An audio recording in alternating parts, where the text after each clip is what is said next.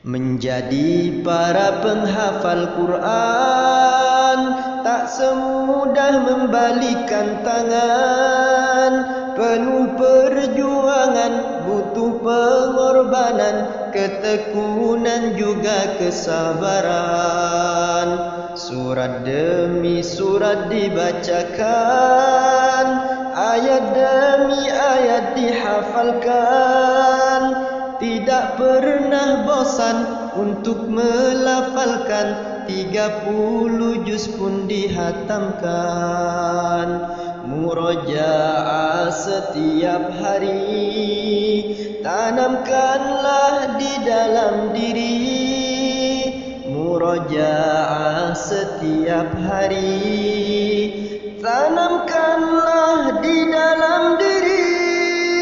Ketika sendiri, duduk atau berdiri, murojaah tak pernah berhenti.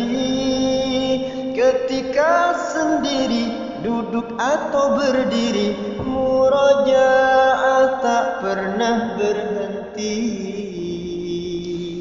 Menjadi para penghafal Quran tak semudah membalikan tangan. Penuh perjuangan, butuh pengorbanan, ketekunan juga kesabaran.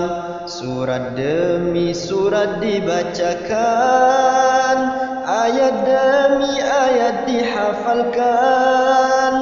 Tidak pernah bosan untuk melafalkan, 30 juz pun dihatamkan.